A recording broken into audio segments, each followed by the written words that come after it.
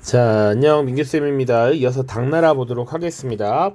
자, 당나라는 일단 여기 3번 당의 발전과 쇠퇴해서 대략 정치 변동을 쭉 볼 겁니다. 그래서 대략 연도, 당나라가 만들어진 것이 618년부터 907년까지 이어졌다라고 보시면 되고요. 우리나라 역사와도 조금 연결을 지어 보자면 사실은 이 당나라는 삼국 통일 과정에서 꽤나 많이 등장하죠. 신라와 나당 동맹을 결성하고 백제와 고구려를 무너뜨리는데 영향을 주었죠. 그리고 신라와 전쟁을 벌여서 신라가 이 당나라군을 격퇴하고 삼국 통일을 어느 정도 완수했다, 이런 내용까지 있습니다. 자, 그래서 당나라를 쭉 볼 텐데요. 당나라는 일단 이 수나라를 무너뜨리고 당나라가 등장했다라고 보면 되는데, 당나라를 세운 황제는 첫 번째 당고조 이연이라고 하는 인물이 있습니다. 네, 이 이연에 대해서는 많이 언급되지는 않고요. 굵직굵직한 인물들을 중심으로 보자면 당태종, 당고종, 현종 정도 살펴볼 수가 있습니다. 자, 그리고 지금 연표를 쭉 그려놨는데 당연히 여기 618년은 건국일 것이고 907년은 무너진 멸망입니다. 그럼 그 중간중간에 어떤 일들이 있었는가를 좀 체크할 텐데, 755년 이 연도가 당나라 역사에 큰 영향을 미친 하나의 사건이 발생하게 됩니다. 이것이 이제 안록산과 사사명의 반란이라고 하는 안사의 난이라고 하는 사건인데요. 기존의 이 당나라의 질서가 어느 정도 흔들리기 시작하는 것이 이 반란이었다라고 보시면 되고요. 875년에는 당나라가 결정적으로 쇠퇴하게 되는 황소의 난이라고 하는 사건, 그리고 907년에는 주전충의 난으로 결국 멸망하게 되더라 까지 보시면 됩니다. 자, 그런데 뒤에 좀 더 있죠. 당나라가 무너진 뒤에 이 중국에서는 한족 왕조는 아니지만 여러 국가들이 지금 이 중국의 패권을 두고 등장하게 됩니다. 그래서 이 화북 지역을 중심으로 5개의 나라가 연달아 등장합니다. 그래서 5대라고 표현하고요. 그 외의 지역에는 10개의 나라가 또 등장을 합니다. 그래서 이 시기를 5대 10국이라고 하는 혼란 시기를 두고요. 그 이후에 5대 10국의 혼란한 시기를 정리하고 당시 송이라는 나라가 건국되면서 중국이 다시 단일한 이런 왕조의 등장이 되었다고 볼 수 있습니다. 자, 그래서 618년부터 쭉 살펴볼 텐데요. 그 중간중간에 사실은 외부의 침략도 있었습니다. 그래서 대략 7세기에 돌궐이나 토번의 이런 압박들이 있었습니다. 그리고 8세기가 되면 이제 위그르의 세력이 또 당나라를 압박하기도 했다 정도 보시면 돼요. 자, 당태종부터 보도록 하죠. 나라를 세운 건 당고조 이연이었고요. 그리고 아버지를 도와서 적극적으로 지금 이 당나라의 발전에 기여했던 것이 당태종 이세민입니다. 기출 문제에도 이름이 한번 언급이 되긴 해서 이름은 써놓겠습니다. 당태종 이세민. 자, 이 당태종 때는요, 이 북방 지역에 있었던 것이 돌궐이거든요. 이 돌궐이 동돌궐과 서돌궐으로 분열이 됩니다. 자, 그 중에서 지금 동돌궐 세력을 복속시켰다라고 봅니다. 자, 이 돌궐 역시 이민족이죠. 유목민족인데 당시에 천자이면서 동시에 칸의 지위를 얻게 됐다라고 해서 천에다가 더해졌다, 한, 칸의 지위가 더해졌다라고 해서 천가한이라는 호칭을 얻기도 했습니다. 자, 그리고 조금 더 중요하게 볼 것은 당태종 시기에 어느 정도 율령체제가 정비되었다라는 것이고요. 당시 사용했던 연호 정관이라는 것을 써서 정관 시기에 태평성대다, 치세다, 이 시기가 가장 국가가 번영해서 살기 좋았다라고 하는 이런 극찬을 하기도 합니다. 그리고 이 시기에 정관이라는 연호를 따서 당시 당태종이 황제로서 갖춰야 될 여러 가지 덕목, 국가를 경영하는 이런 것들에 대해서 신하들과 대화하는 형태로 정리해 놓은 책이 또 쓰이기도 합니다.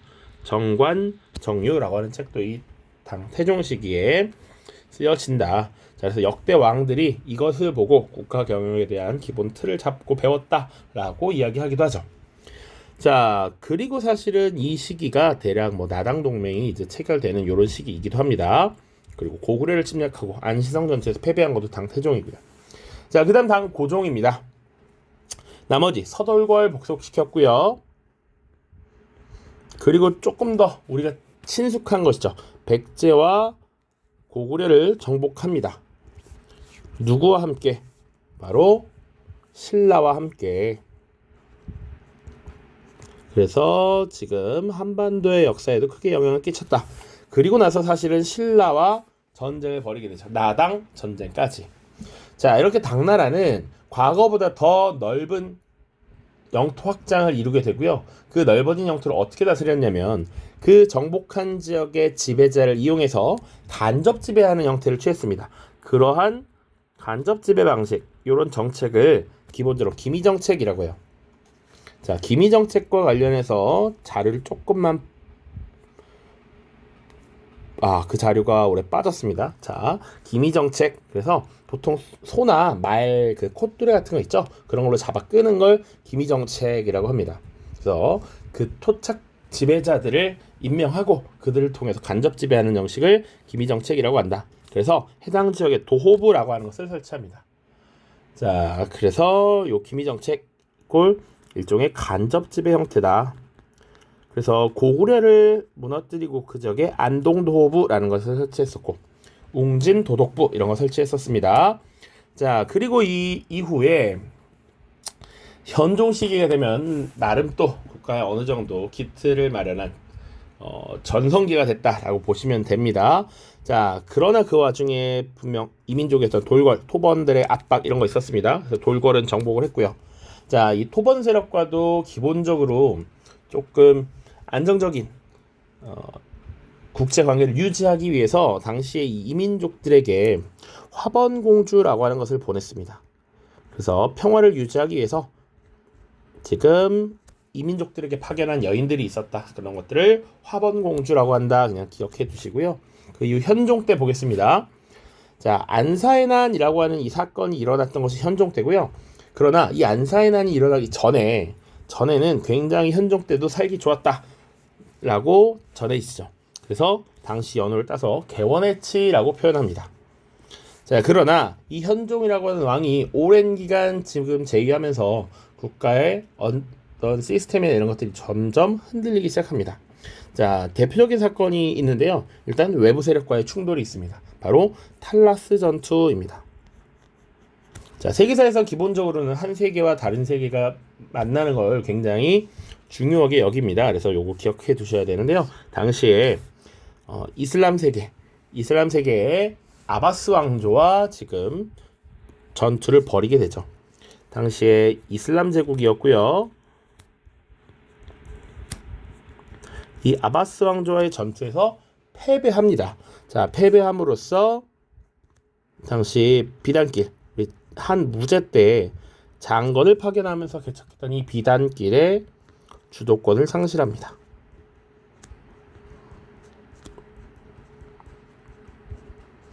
자, 아바스 왕조에서 패배했습니다. 자, 그리고 또 내부적으로도 혼란이 있었죠. 바로 안사의 난이라고 하는 것입니다. 자, 그럼 이거는 무언가 당시 당나라의 영토가 커지면서 국경 지역에 혼란도 많았습니다. 그래서 군사령관이라고 할 수 있는 절도사라고 하는 관직을 설치합니다. 자, 지역의 군사령관이에요. 그런데 사실은 이들의 권한이 점점 강해지면서 행정, 사법까지 다 맡게 됩니다. 자, 그 중에 하나가 이제 알록산이라는 인물이었어요. 이 알록산과 그 부하 사사명이 세력이 커지고 이후 당나라 정부의 중앙정부의 반기를 들면서 일으켰던 반란이 안사의 난입니다. 자, 그런데 이 안사의 난이 발생하면서 8년 동안 지속이 되는데요. 이 기존의 당나라의 질서가 많이 흔들리게 되더라라는 겁니다. 그래서 안사의 난 이후에 여러 시스템이 바뀌게 돼요. 그래서 그걸 좀 이따가 또 자세하게 다루겠습니다. 자, 그래서 안사의 난을 겨우 막아냈습니다. 그러니까 이 반란을 일으킨 절도사 세력도 있지만 중앙정부의 협조적인 절도사들도 있었던 것이지. 그래서 그들의 도움을 받아서 겨우 진압해. 다만 이 반란을 진압하는 데 도움을 준 절도사들도 뭔가 혜택을 줘야지. 그러니까 점점 절도사들의 이런 독자적인 지배력이 강화되면서 중앙정부의 통제력은 점점 약해지더라. 자, 그리고 지방정부, 지금 절도사들의 권한이 강해지면서 이 말은 지방에 대한 통제력이 점점 약화된다라는 것이죠. 자, 그리고 또 하나의 문제는 여러 가지 세금 제도가 제대로 운영되지 못합니다. 중앙정부에서 세금을 거두기 어려운 형태가 된다. 자, 기존의 체제 그리고 조세제도가 변화하게 되는데요. 그 밑에서 좀 더 자세하게 볼 텐데 우리 북위 시대에 균전제라고 하는 게 만들어졌다라고 얘기했어요. 그 균전제는 일정 연령이 되면 토지를 지급하는 제도였어. 그런데 그 토지를 지급하는 것 자체가 어려워지니까 세금을 거두는 것도 바뀔 수밖에 없다. 일단 그걸 가지고 밑에서 보겠습니다. 자, 그러다가 당나라는요, 황소의 난이라는 사건을 계기로 크게 쇠퇴하고요. 그리고 주전충의 난을 계기로 완전히 무너지게 됩니다.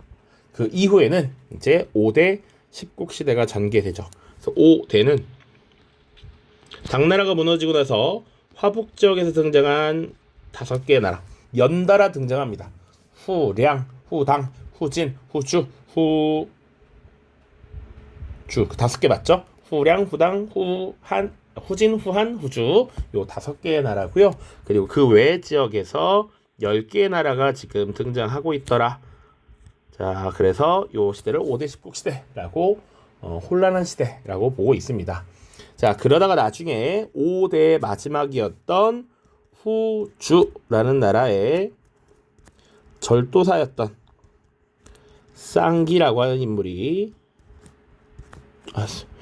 왜 이렇게 한국사 수업을 계속하다가 조광윤이라는 인물이 송나라를 건국하게 되죠. 960년의 일입니다.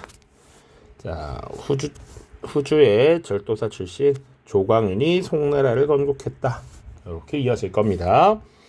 자, 그래서 지금 당나라의 영역 이런 것들도 나와 있어서 한번 볼 텐데요. 자, 수나라의 영역 점선으로 표기되어 있고요. 당나라의 영역을 보시면 조금 더 줄어들었다가 다시 최대 영역은 이 돌궐을 복속하고 나서 더 넓어진 걸 볼 수 있습니다. 자, 최대 영역 보시면 지금 서아시아 세계, 여기 이슬람 제국까지 쭉 이어지고 있더라라는 겁니다. 자, 그래서 지금 요렇게 이어진 요게 비단길이라고 보시면 편할 것 같은데 나중에 여기서 충돌이 벌어지게 되더라. 자, 오른쪽 보겠습니다. 율령체제, 당나라 때 완비된 중앙통치체제입니다. 기본 틀은 삼성 육부제죠. 한국사 시간에도 사실은 많이 언급이 됐던 겁니다. 그래서 중서성, 문화성, 상서성 세 개의 성이 있고요. 정책을 입안하고 기획하는 단계, 그리고 그것을 심의 검토하는 단계, 그리고 상서성은 집행하는 기구였습니다. 그러니까 집행하는 기구 상서성 밑에 6개의 부서를 뒀던 것이죠. 2호 예병 현곡, 그리고 지방은 주와 현을 설치해서 지방관을 파견했던 것이 기본 틀입니다. 자, 이러한 중국의 당나라의 삼성 육부제라고 하는 것은 동아시아 각국에도 영향을 미쳤죠. 그래서 발해에서도 삼성 육부제라고 하는 것을 운영했고요. 고려에서는 고려의 실정에 맞게 중서성과 문화성을 합친 이성 육부제, 그리고 일본은 이관 팔성제를 운영했습니다. 일본 이관, 태정관과 신기관, 그리고 또 별도의 8개의 성을 두었다 정도 보시면 돼요. 자, 그 다음 이제 경제사회 문화 보도록 할 텐데요. 그 전에 율령체제 정비와 변화 조금 더 먼저 보겠습니다. 자, 방금도 봤다시피 중앙통치제도는 삼성육부제를 채택했다. 지방제도는 주현제를 채택했다라는 것, 그리고 관료등용제도는 수나라 때 시행된 과거제가 지속이 됩니다. 자, 그리고 경제 파트 조금 볼 텐데 요 기본 틀을 잘 기억해 두십시오. 토지제도. 일정한 연령이 되면 토지를 균등하게 지급하는 균전제가 시행됐고요. 그 균전제에 따라서 사실은 세금을 납부하고 군역의 의무를 다하는 조용조제와 보병제를 시행했습니다. 오른쪽에 도식으로 나와 있으니까 좀 더 보죠. 자, 당나라 조정에서는 일정 연령이 되면 균전을 지급합니다. 이게 균전제죠. 그러면 균전을 지급받은 농민은 조용조라고 하는 세금을 납부합니다. 우리가 한국사 때 배웠던 조세공납역이라고 생각하시면 돼요. 그 세금을 조용조라고 부른다. 그리고 병역의 의무를 다하기 위해서 부에 소속된 병사가 되는 거야. 부병제입니다. 자, 그런데 문제는 안사의 난이라고 하는 사건이 발생하면서 기본적으로 토지를 지급할 수 있는 여건이 되지 않아. 그러다 보니 그냥 국가에서는 개인이 소유한 토지를 인정해주는 형태로 갈 수밖에 없어. 그래서 있는 자들이 대토지를 소유하는 장원제가 결국 성행하게 되고요. 토지를 개인이 다수 소유한 경우도 있고 소유하지 못한 경우도 있었기 때문에 똑같이 세금을 매기면 불합리하단 말이야. 그래서 양세법이라고 하는 제도를 시행합니다. 자, 양세법이 뭔지 밑에서 조금 더 보겠습니다. 자, 그리고 토지를 주고 그 대가로 군입대를 하도록 했는데 그게 불가능하니까 군대에 들어오면 그 대가로 사실은 월급을 주는 것이죠. 일종의 모병제입니다. 직업군인을 지금 육성하기 시작했다라고 보시면 돼요. 자, 그래서 밑에 설명 좀 더 보면 수나라와 당나라 시대에는 조용조의 부과와 부병제 유지를 위해 균전제를 시행하였다. 하지만 당나라 때에 이르러 7세기에 돌궐과 토번이, 8세기 중엽 이후 위구르가 당나라를 위협하자 귀족들이 소유한 장원이 늘어나면서 균전제가 무너졌다. 이에 군사제도도 부병제에서 모병제로 바뀌었다. 그리고 현종 때 일어난 안사의 난을 계기로 대다수 농민이 몰락하자 조용조는 양세법으로 바뀌었다. 이 양세법의 특징은 사실 기출문제를 보면서도 좀 더 알 수 있는데 좀만 정리해보죠. 기본적으로 가지고 있는 토지, 자산의 정도에 따라 세금을 부과했습니다.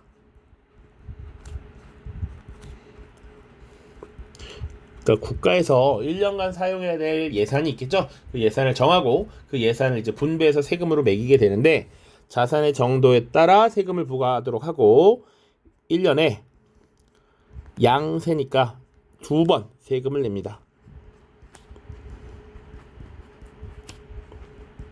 바로 여름과 가을 2차례 세금을 납부하겠다. 이것이 양세법입니다. 그래서 대략 명나라 때 1조 편법이라고 하는 제도가 시행되기 전까지는 기본적인 틀은 양세법으로 간다라고 보시면 되겠습니다. 자, 위에 이제 경제사회문화 보고 마무리하겠습니다. 자, 경제 보시면 화북지역에서 지금 2년 산모작이 가능했다. 2년 동안 3가지의 작물을 농사지었다라는 것이죠. 과거보다 생산력이 늘어났다라는 얘기를 하고 싶은 겁니다. 자, 그리고 국제교류가 늘어납니다. 자, 과거 한 무제 때 지금 개척된 비단길 있죠. 자, 요 비단길을 통해서 주로 서역 세계와 교류를 많이 하는데 조금 더 문제는 시간이 지나면 비단길의 주도권을 이슬람 세력에게 빼앗긴다라고 했습니다. 그러면서 바닷길도 겁나 활성화되죠. 자, 그러다 보니 해상무역이 늘어나 해상무역을 관리하기 위한 기구로서 시박사라고 하는 것을 설치합니다. 해상무역을 관리하는 시박사. 자, 그리고 기본적으로 교류가 늘어나니까 상업이 활성화되었다. 그래서 일종의 신용화폐, 어음이라고 할 수 있는 비전을 사용했고요. 자, 그리고 상인조합 행이라고 하는 것을 조직했습니다. 자, 그리고 사회문화 보시면 분명히 수나라 때부터 과거제를 시행한다라고 했습니다. 기본적으로 유교에 대한 이해 수준을 판단하는 것이죠. 자, 그 과정에서 이제 과거 사람들이 어떻게 유학을 설명했는지를 책을 통해서 열심히 공부한단 말이야. 그것에 대한 해설이 달려있는 이런 훈구학의 학풍이 계속해서 발달하죠.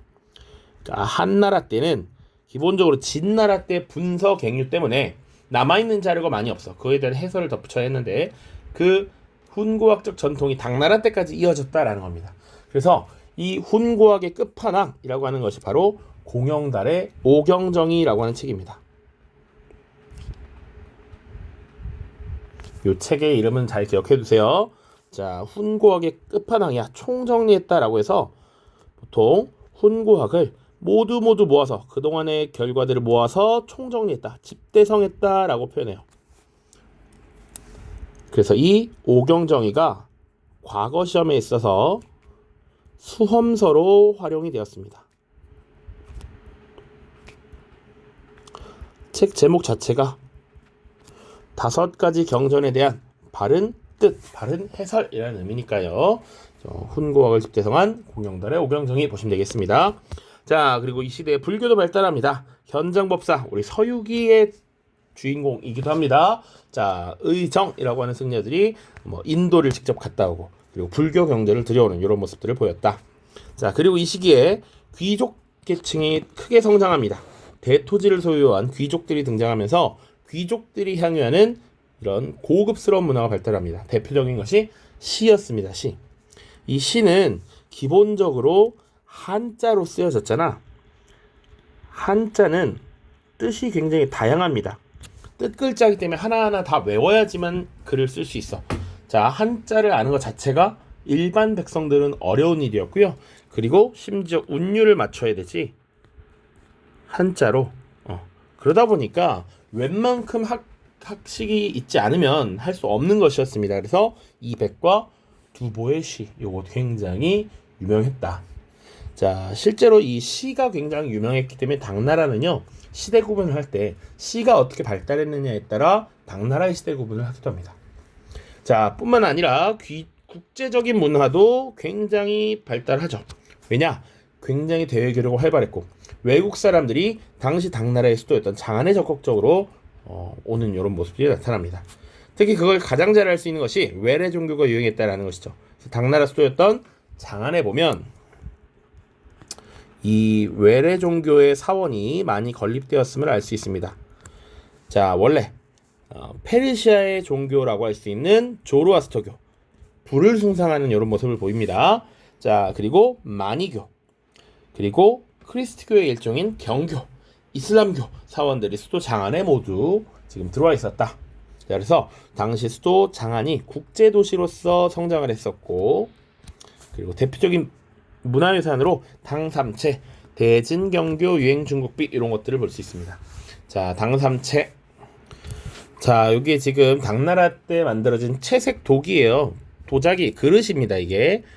그런데 여기 보시면 여기 사람들의 모습을 보면 페르시아인들의 모습이 이렇게 그려져 있어요. 서역인들의 모습. 이게 외국과의 교류를 했음을 잘 보여주는 것이다. 자, 그리고 대진경교 유행중국비라는 건 여기 대진이라는 게 당시 로마 제국을 의미하고요. 그래서 로마에서 유행한 경교, 크리스트교가 중국에서 유행하고 있음을 보여주는 비석입니다. 자, 그래서 자료 플러스 5번에 대진경교 유행중국비라고 되어 있는데 로마에서 사제 아라본이 와서 장안까지 이것을 퍼뜨렸다라는 내용이 있으니까 읽어보시면 될 것 같고요. 그것을 잘 보여주는 장안성의 모습이 있습니다. 황성, 궁궐이 있고요. 잘 보시면 도교관, 도교사원, 도관도 당연히 있고, 그리고 절 당연히 있고요. 여기 보면 조로아스터교 사원, 불을 숭상했기 때문에 이렇게 불 모양을 해놨습니다.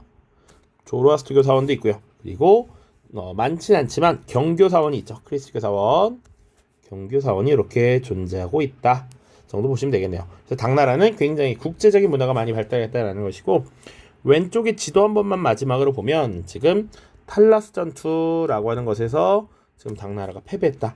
당시에 지금 서아시아 지역에는 아바스 왕조라고 하는 이슬람 제국이 있었고, 그리고 지금 한반도에 바레와 신라가 있었다.